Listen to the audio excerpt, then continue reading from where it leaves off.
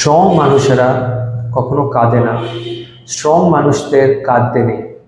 আর একটা ছেলে যদি কোনোভাবে মেয়েদের মতো কেঁদে ফেলে, সেটা তো লজ্জার ব্যাপার, সে তো একজন লুজার। এরকম সবাই বলে না, সবাই এরকমভাবে ভাবে না।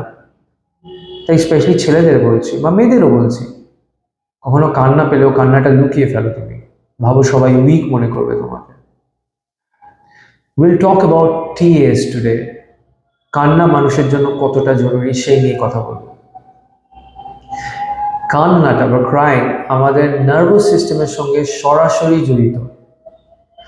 কান্না একটা ন্যাচারাল প্রসেস।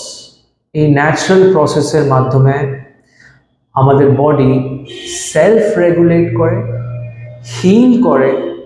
এটা একটা ন্যাচারাল ইম্পালস।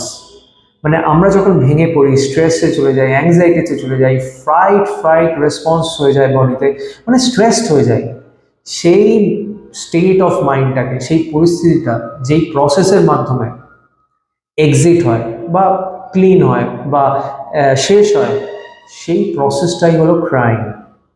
সুতরাং কেউ যদি এরপরে তোমাকে বা কাউকে বলে, বা তুমিও কখনো কাউকে কাঁদতে দেখলে, বলো না যে স্ট্রং লোকেরা কাঁদে না।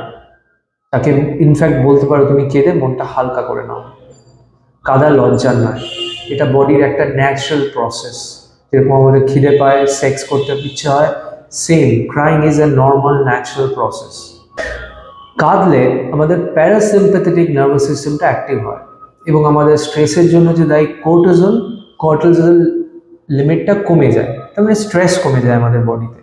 তাই এই যে natural process, body self regulation এবং হিলিংয়ের যে প্রসেস, এইটাতে কখনো বাধা হয়ে দাঁড়িও না।